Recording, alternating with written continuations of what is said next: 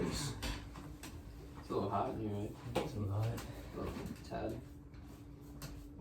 It's recording. What's up, guys? Welcome back to episode 3 Yo, of yo. the Arm Farm podcast, hosted by the Land XC. Nathan, who we got on today? Yo, so it's Nathan here. I'm back on this episode. I missed out last week. My boss messed around with my scheduling, all that, but the guys, they carried us through. Today we're with Garrett Valencic, also known as G-Baby, part of the track team at Bridgeland, and we have Nathan Earle. Say what's up to the pod. Man, happy to be here. All right, so to start us off, we're just wondering about y'all's relationship and friendship, how y'all met and how that relationship got started. We met Miss Sidewalk's class, huh? Yeah, Miss Sidewalk class, 6th grade. English. At Salyards? Yeah, at Salyards. We sat together, and I didn't like you at first. nah, you was low key like you were a bad person in middle school. You were a bad person. You were weird. See, I know some of y'all might remember Garrett's musically career. Still got the screenshots, but we're not gonna talk about that yet. We'll get to that later. Did you watch Garrett's hey, I'm not gonna lie to you. That's what I mean by he was a bad person, because he was always doing some stuff like that for no reason, bro. Like you was light skinned before being light skinned was a trend. And he wasn't even light skinned. Yeah, you wasn't even light skinned, bro. Okay. Alright, did he still pull though? Like, because those videos had to pull like Bro, some people. Garrett has been pulling since elementary school, bro. Ever since legit? Like, Ever since legit. Ever since he was chubby back then too. Y'all don't know that. Y'all don't know that. I was the chubby one. hey, we were chubby back then. We were big. We were big back then. The chubby brothers. I changed. He changed. Okay, see, that's what we're not gonna do. As you can see, some of us are still trying to get out of some bad habits. I see. I don't know these Life is a process, so it's all about growing. Big process. I just never stopped growing. Big old baby. It stopped horizontally. It didn't. It didn't. That's So, okay. G-Baby, you're talking about, taking off and soaring. Talking about track, jumping, you're a big jumper, high jump, long jump, you name it. When did your athletic career and when did you decide that you knew that was what you wanted to do? When did you decide that white man can jump? That's right. Change the narrative. Represent for the culture. It was like 8th grade, and I used to play basketball. Yeah, I remember playing you 7th grade, A team, B team. I don't even remember. Yeah. It was a big obsession. It was like, I want to dunk a basketball. And nobody could at our school. Like, there was no dudes that could dunk a basketball. I remember we had Murphy, and he was real tall. He was like, the kid was like 6'2" in like 6th grade. So he was like always grabbing on the rim. I was like, man, I want to be able to do that. So it was like 8th grade, and it was the student versus staff game. And I had Brett Lowry. He was like, Garrett, let me throw you alley-oop. And our old principal, Mr. Spear, he was like, you're not dunking this. And he throws it up, boom, dunks. You dunked it. Slam the ball, both hands. 8th grade. And Yeah, what y'all don't know is a week before this student staff game, me and Garrett were at the rec for about 30 minutes. I was sitting there recording him dunk attempts over and over and over and over and over and over. Especially on musically? Over for about 30 minutes. I still had the memories on my phone. He didn't make not one dunk that night. okay, well, But I mean, he always had the bounce, but it's just the baby hands. The baby hands, he couldn't. When it mattered though. when it came down to it, Yeah, I got the when it job came done. down to So after that, coach, our old head, he was like the head coach Mambo. He was like so all my Salyards people know. Yeah. So they remember the ball. Yeah, Mambo. They remember Big Mambo. He comes over to me. He was like, Valencic, you need to be doing the high jump. And I was like, no. Yeah. But I didn't want to do it because Connor Wigman, 7th grade, I won every track meet, and then districts, Connor Wigman came out of nowhere and crapped on me. And high jump. Yeah, came out of nowhere and beat me, and I was like, I'm never doing this sport again. I hate this. I hate I was like, I'm still the same way. I'm obsessed with winning. Like, I hate losing. Like, I would say I hate losing more than I love winning. I hate losing. Losing is just, it leaves the worst taste in my mouth. And so when he beat me. Why you so angry all the time?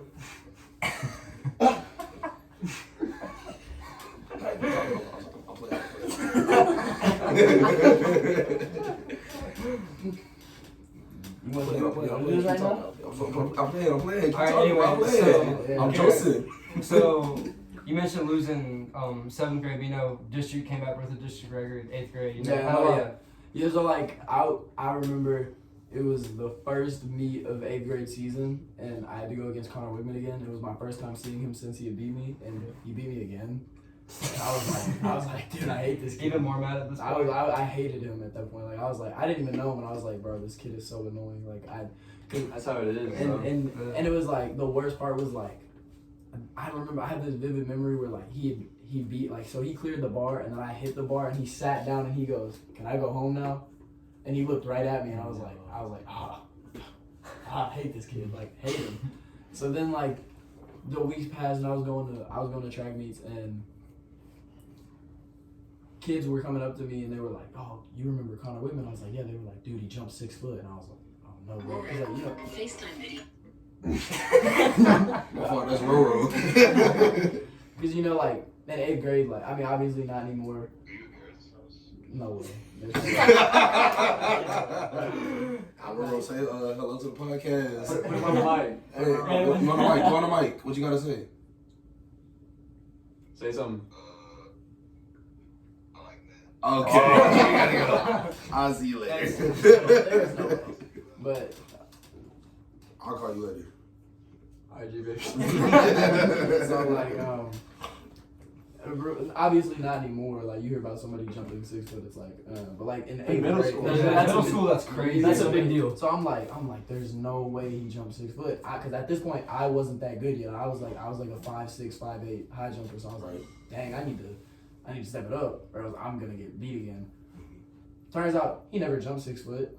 People were just telling me that, which I mean I Gave appreciate. you some motivation. Yeah, like, Bro, at that point, in middle for real. school, like especially track, the cap is crazy. Like people would say the most like nuts times. I remember people telling me before my mile race in 8th grade that Corey Karubi ran like. And then I was I like, remember that, bro. like it never Cross once the believes it, and they're all telling me like, bro, Corey's so fast, like he's coming for your head, and like, but then people were telling me that Salyards track was like 350 meters, so I didn't believe that. I remember getting told Corey Karubi ran a 4:51 mile in 8th grade, and then he came out and ran 6:36. Yeah, bro. At the meet. It was our last meet of the season. Afterwards, everybody who did track was up in the gym. Coach Bombo was on Corey's head for 5 minutes because he ran faster and practiced the whole year than he ran in the district meet. Like, bro. Oh, I do remember. And he got, and then coach was like, "Why are you even running? You got second to last." Corey want to stand up and say, "Coach, I got third to last." Yo, dude, the Bombo track story at Salyards is, I don't know if Rocco Bafano. This dude stood up in front of the gym and was like, I want to do, I think it was like shot put. Yeah, He no, was like, I want to do shot, yeah. and then Bombo went on like a 10-minute rant. He's like, you are never going to do shot put. He said, "Rocco." He said, "Nathan, stand up. Adam, stand up. Aiden, stand up." He said, "Look at them big boys. You think you throw further than big boys? He said The ball gonna throw you." It was like 4-3. he asked him, he was like, "How you think you gonna outthrow those dudes?" And Rocco, real quiet, hard work. I'm gonna work hard. I remember like the whole time he was because I was sitting right next to Rocco like when it was happening, and I was in there like Rocco's in there tearing up, like, and I'm sitting there like whole time I'm trying my hardest not to just burst out like laughing so hard because he's like in Rocco's face like, "You went the whole year and didn't play a single sport?" He said, "What you gonna do next year?" He said, I'm gonna throw shot put." No, because back in athletics, you had to play a sport to be there. Yeah. So I remember he tried out for basketball. He had on the fire and ice KDs that Yeah, came he out had 3 days ago. Showed up with Shooting leg sleeves, arm sleeves, Headband, leg goggles. sleeves, everything. The whole 4-3 dress. center. 4-3 center, yeah. Couldn't dribble or shoot or pass the ball. But I can't really say nothing because I ain't make the basketball team either. So So we talked about Garrett and track, and obviously now it's football season. We got Big Earle and the Bridgeland Bears going into the playoffs. So what are your thoughts and just like hopes and just overall goals about this playoffs?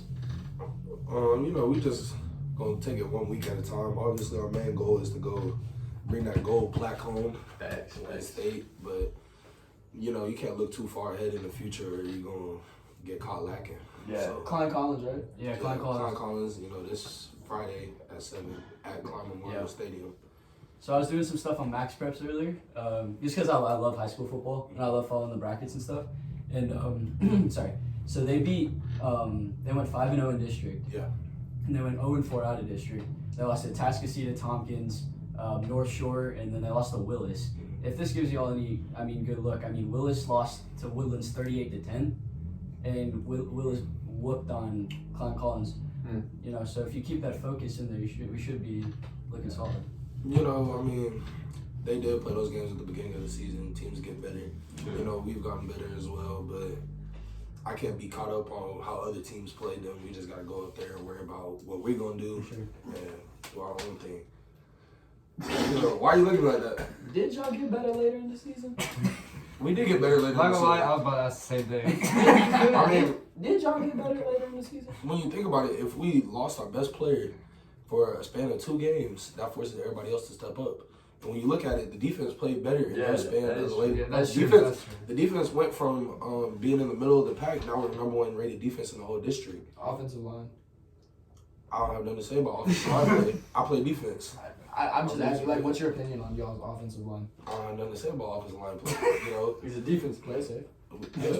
What? We do to win games. We do what we need to do. They're gonna handle their business. Respect. And we gonna handle our business. And as long as everybody just does their job, it's that simple. Just do your job, we gonna be fine. Respect, yeah. So I guess speaking of football, what's the craziest football story that you can tell us on here? What kind of crazy? You gotta give me categories. Topic. Craziest, but not crazy to where it will get them kicked off of doing this. Or something that's already out there. Something that's already out there. Can we talk about how last year Jalen Matthews and Dylan Goffney at practice? Oh. And Jalen was talking trash to Dylan, and then Dylan was like, come one-on-one me, come one-on-one, we can run some routes. And Jalen didn't want to do it. He's a cornerback? Yeah, he's a corner. And, Goff's a receiver. Right. And Jalen didn't want to do it. And so finally, everybody's like, nah, you gonna do it, because Jay started talking trash to Goff. And so Goff, he comes off the line hard, boom, comeback route. Jay runs 15 yards up the field, falls on his face, and he sits there crying, bro, in the middle of practice. No. That's something crazy that's not too crazy, Yeah. but I've literally never seen anything like that at practice. Is that in front of everyone? Yeah, in front of everyone. There's What's his name? Of course, Mouton was there, standing right there. Of course, it was Mouton. There's a video. There's a video. I didn't realize Mouton was here last year. Is he the new track Yeah, coach? he's been here. Yeah, he is the new. So I completely missed that story. So what happened? Vasquez left, So right? Yeah. you know how Vasquez got married? Yeah. But, basically he gave us this big speech at the end of the year, and he was like, yeah, I'm getting married, and I plan on having a family one day, and He needed to get a the better job job. don't pay enough to be able to support a family. Yeah. So if he wanted to move on and do better things, which we all understand, we all care about him, we love him. So it was like, It's something you respect, but it sucked because he really brought us up. And yeah, Vasquez, he's a great coach, but he's also a great guy. He role model. cares about seeing you succeed, and especially coming up, especially for me personally as a freshman who transferred in, that's the guy I got impressed because just like me coming from AAU and club track, your relationship with your coach matters the most, and then it's almost like a shell shock your senior year. You have a different coach, and it's you're almost worried I've done all this my first 3 years, but it's whole new environment. yeah, it's you have a whole new person to impress. It's being a freshman all over again. Luckily for me, Coach Mouton's known who I was for a long time, so he came in and already was so I'm aware Garrett, you're the head, you kind of run you're the team captain, you do. I couldn't even tell you what he looks like, to be honest. I couldn't. Milk dud. Average height guy, bald head. Bald head. It look like he waxed it in the morning. Shines. Is he the DB's coach? Yeah, he is. That's what I thought, yeah. Corners coach. Okay. Yeah. So when does the season start, Garrett, according to Coach Mouton?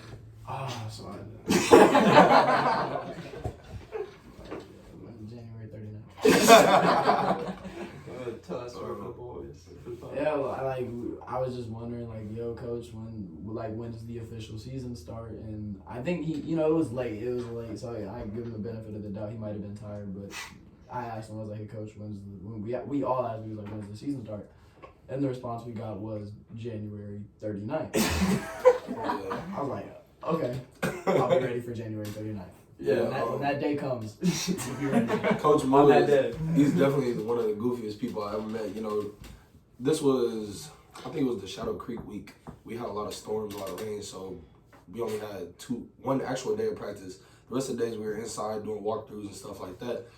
So then we were just messing around upstairs. Coach Mouton's like, oh, y'all gay. He got a goofy voice. And then Terrence asked him, he said, y'all do, because he went to U of H, played football there. He said, do y'all do gay stuff at U of H?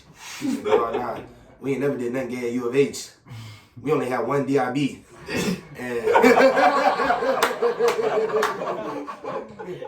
you can just use your infra skills what a DIB is.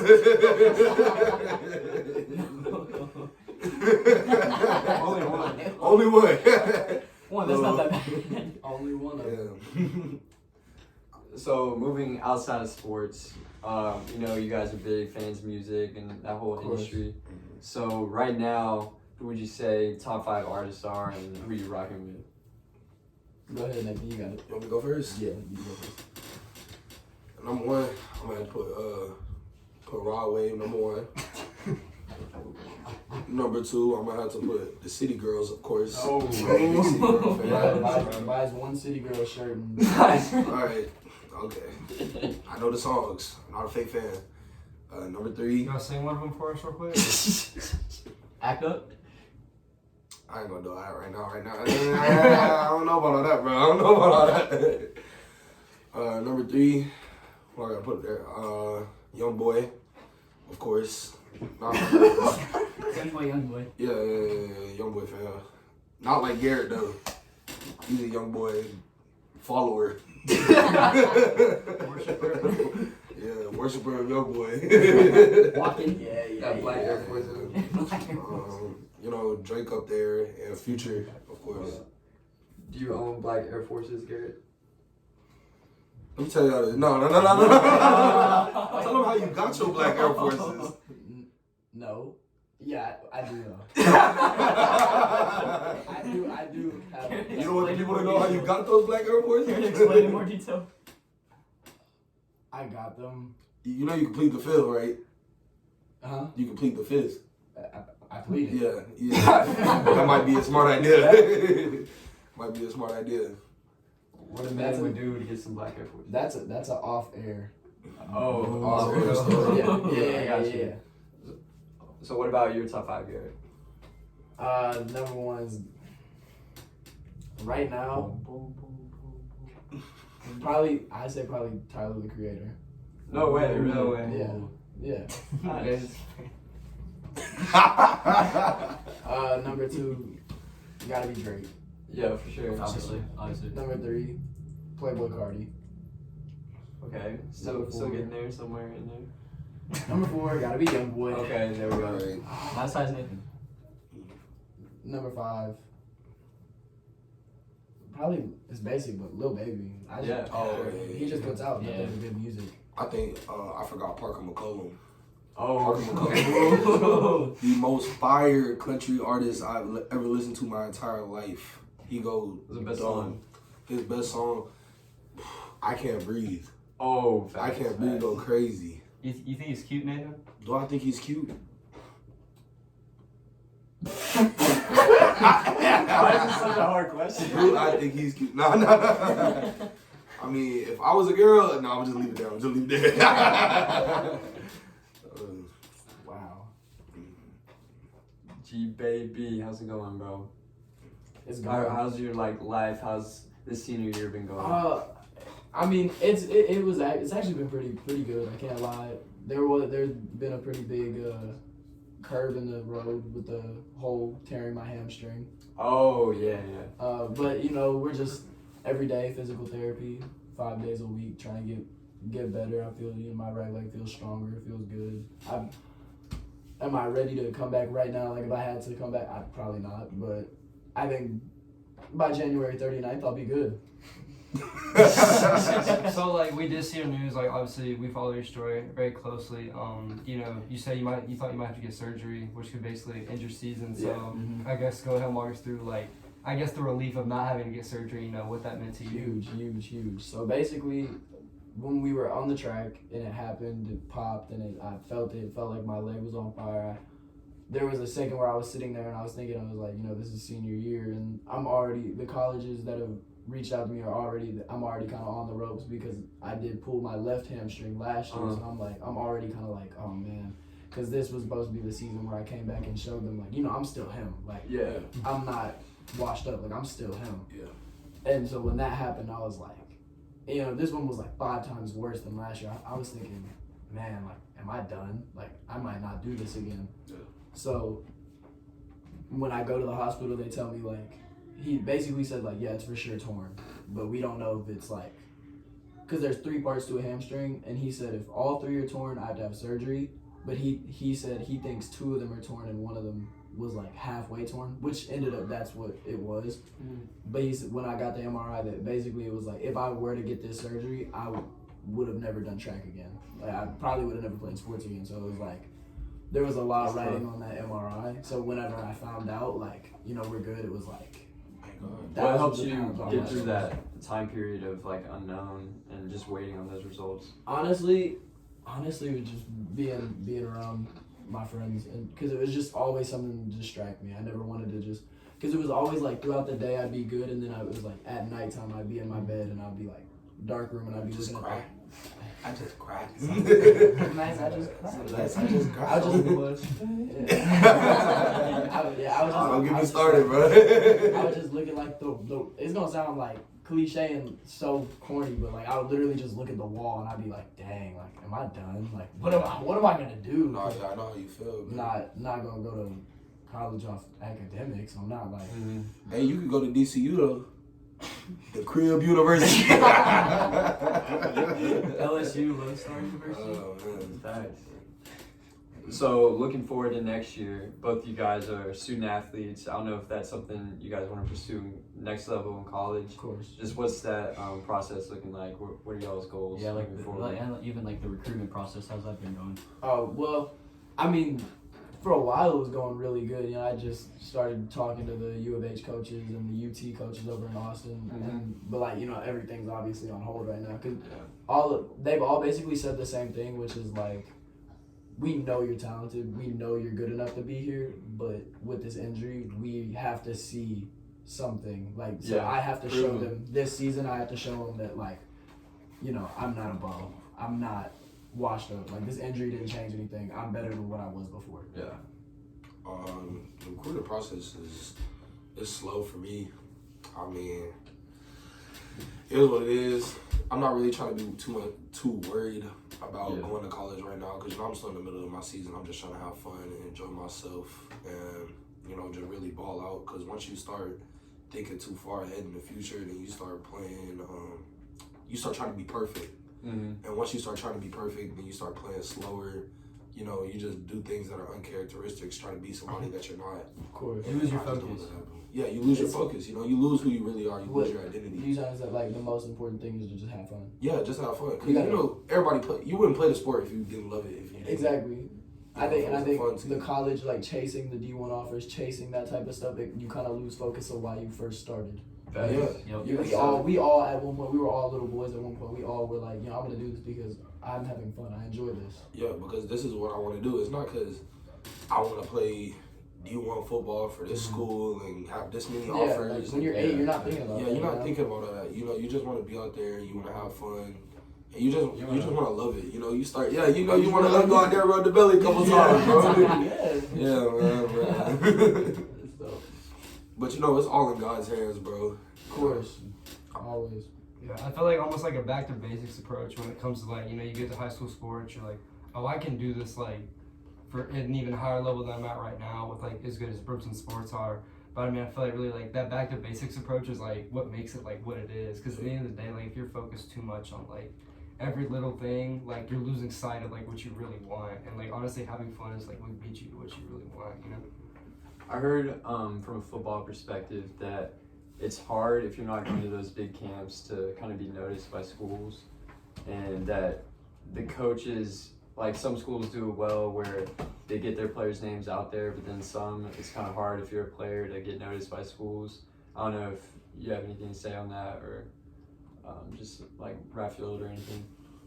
Oh, well, I mean, Bridgeland's a new school, so we're still trying to get our name out there. And we're not one of the more heavily recruited schools in the area. You know, Ranch has a lot more recruitment than us. But Which doesn't really make sense. I mean, colleges recruit for size. That's just how it is. Ranch has a lot of tall kids, big kids, you know. And no hate towards them or anything, but Still can't play defense in the fourth quarter. I'm not gonna say no. We lost the game. Yeah. You can't really call it a comeback if you didn't really come back. So. Yeah, but Hey, I'm not on the team. Without, I mean, if that game would have been 5 minutes longer. You ask about cross country. Mm. So this is the Lane XC, the Arm Farm podcast. Just kind of relating it back to cross country real quick. Just out of curiosity, what are the opinions of like either football or some of the guys in the track period about the cross country team and that first period squad with Coach Waters? First of all, I just want to say I think y'all do something that I could never do. That's exactly what I was about to say. Y'all just different up here because running past 400 meters. Shoot, past 100 for me. See, I don't understand it. I don't think I ever will because I don't see how y'all don't get bored.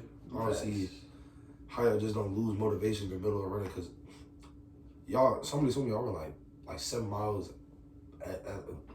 I don't even want to start talking about the mileage, bro, because that's gonna start hurting my feelings. What's the furthest y'all ever ran, though? The furthest? Yeah, what's the furthest you've ever ran? 400. Except back in middle school, we used to have a mile times. You know, I get my cool little 12 minutes, 13 minute mile. You know, that's if I was really trying that day. Usually I get there right at 14:59 because he cut us off at 15. I mean, my opinion on cross country, like that's really the same. Like you gotta be mentally tough, like extremely tough, mentally and physically. Well, you just gotta be crazy. Oh, yeah. Some of y'all is crazy. I mean, to be a great athlete, you gotta have a little bit of crazy in you. Right. You can't be a sane person and be the greatest at something. So you gotta have a little bit of that, Right. crazy to you. And I think to do cross country at as high of a level as y'all, you gotta, Yeah. I think that's kind of how it is at every sport too, especially stuff that's like so mentally hard, like you mentioned, like with the injury, and then like going through the recruiting process and being on a team like Bridgeland. It's like you almost have to get like lost in what you're doing in order to really like focus on your goal. Because I feel like with honestly all of our sports, if you get so tied up in like the mental aspect of it, you're just like you're not having fun, and then you lose sight of like what you're trying to do. So it's almost like I feel like really with cross country, it's like you just get lost in what you're doing, and you're just like, we have to do this. Like, it's not gonna like work either way. Essentially, right. Yeah, no, definitely, and definitely the hardest part of staying mentally tough is going through injuries, man. Yeah. Because it's like you can't even play the sport at that point in time, Yeah. and the whole reason you're doing all this is so you can perform in the game, so you can perform in the meet. That's what, like, with the whole injury thing, like, that's what a lot of people have been saying to me, and it's like, yeah, like, an injury like that's a make or break situation, like, you're either gonna break it, something like that, or it's gonna make you 5 times tougher than what you were before. So I feel right now, I got a lot tougher than what I was. Yeah, I was gonna say at the end of last track season, I got injured. I pulled my groin, and like I was out of running, but it was in those moments when I couldn't run, couldn't compete, that I realized the importance of having my identity not in running, is having my identity in God. And that was what like got me through it, was if everything I was about running and that failed, then I wouldn't. Like, what are you? Yeah. Exactly. Yeah. Definitely. I understand that, because I mean, a lot of people don't know this, but like right before the season, I fractured my shin, and I'm still dealing with that even now. But everything. Well, life has like a crazy way of leading you back to God. So, some you fall off your way, you fall off your path. You have goals for yourself, and these goals that you made for yourself don't seem achievable.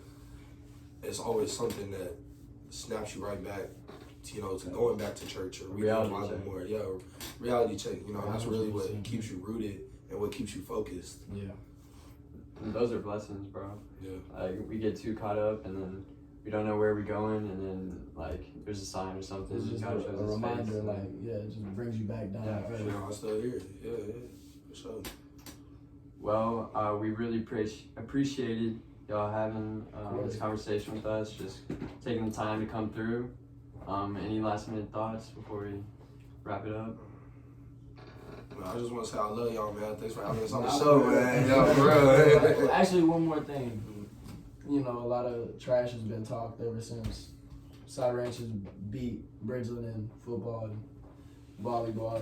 And, I've been getting some chirp from some ranch kids, Oh, really? some track and field kids. So call Call them out. I am hurt right now, but like, I just want to let y'all know, like, I'm still him. Facts. Yeah, for I'm sure. still him. I do want to call it out too with cross country. They were talking a lot once we finished, but I've never seen someone celebrate so much over a second place trophy. Yeah, it's like, if y'all thought like the injury was No, bro, they beat us and act like they won the Super Bowl, bro. They so, over like, here going to parties. For real. So I don't want to just leave it at Side Ranch. Every other school in CFISD, y'all thought y'all had a chance last year because I had a bad season last year. Don't get too comfortable. Also, too, That's all I'm if saying. you're getting walked down by me in the 4x4, you need to focus on yourself. That's all I'm saying. By that, Yeah, bro. that's crazy. It is crazy. Even Coach Raphael, he had a speech with us. It's called it's a mindset that Side Ranch has that's like the bubble of CFISD. So when they beat people in CFISD, they feel some kind of way. But for Brisbane, he always wanted us to be. Outside, We need to be outside. We need to be beating teams in Austin. We need to be beating teams in Dallas. We need to be going long playoff runs, and that's always been our mindset. So cool, we didn't win districts in football, but you already know who the best team in the district is. That's the thing. That's the thing about Ranch and why they'll never be as good as they want to be is because winners focus on winning. People like Ranch focus on winners. Exactly. I like that. That's why they're focused on us so much. I like that. We're just worried about getting the bag and winning the champ. I like that. That's how it was for cross country too. They were celebrating their second place trophy a lot versus us. We won. We swept every division for the third year in a row, fourth year for two of the teams. And we were silent. We were like, this is business as usual. We got bigger goals. We got to focus on ourselves, focus on our work. We don't worry about what everybody else is doing. I think that's why Brisbane's been able to be like so successful like so soon. We're not worried about everyone else's perception. Like new school, it's more like we need to focus on our own work, and then we've been getting the job done as far as I'm concerned. Oh yes, for sure. Hey, real quick add-on for Nathan and Alex. State predictions this weekend?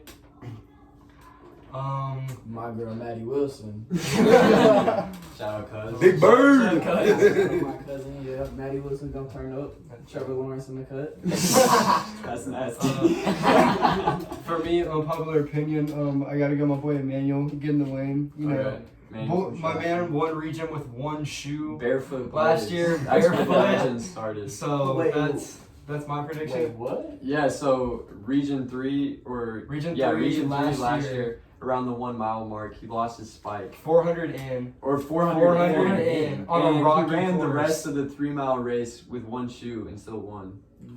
Won The whole region. That's like all of Houston and like whole Southeast Jeez. Texas. That's crazy. Nah, That's so- so crazy. Yeah, he's a dog for sure. There's so much natural talent committed to Iowa State. Oh, Hopefully Which is we'll have him on the second. podcast soon on the show Podcast to talk soon. about his season and his future. But my predictions for state tomorrow, I got South Lake Carroll taking the team dub. Same. For And sure, yeah, same. El Paso Eastwood is going to be up there, and I got Woodlands coming in third. And possibly individual champ, I forgot his name, but from Vandergrift. Kevin Sanchez. Yeah, he's been putting up some crazy times. I think team battle wise, I got Carroll first because I don't know what they feed them in South Lake. But South Lake is just built different. football, baseball, Every single sport. swimming, cross Well, country. they also have like 6,000 people go to Yeah. school. yeah, and it's also like the richest like area in like Texas. I Yeah. mean, some That's good they're good. feeding them. so speaking of South Lake, B-Rob, like, what's your opinion on Quinn Ewers and his career at Ohio State? How's that gonna go? I don't know, man. We're looking at Ohio State right now. You've got Ryan Day running, CJ Stroud. I don't know. One thing's here's for sure. I think the future of the Big Ten is gonna get shaped up with these realignments, Oh, yeah. and if especially I have another opinion that I think James Franklin leaves to USC this year. So with Penn State having Really? fallen off, yeah, I think Penn State's gonna have a fall off. I think with all the so Ohio State's just gonna Matt get Miller's even sad hours. exactly. I think that just means that like those receivers from like Jersey and all the like that East Coast, they're gonna go to Ohio State. So I think Quinn's gonna have so many options. Yeah. You think he stays? Oh yeah. So I guess sidetrack back to my state predictions. I got Carroll first. Obviously, Carroll is just insane. The Woodlands second. I feel like the Woodlands lost like some of their big names, but like they're still the Woodlands. Yeah, it's all the Woodlands are always. And then good. third, I got Atascocita. I think Atascocita is very slept on, but they got fourth last year and one of the like deepest team fields ever. So I think Sure. Atascocita gets third. Depending on what their number one does. If their number one goes out, they're gonna go out. But I guess we'll see what happens. Well, it's been a pleasure, boys. It's always good to have people like leaders in the school, student athletes that people look up to.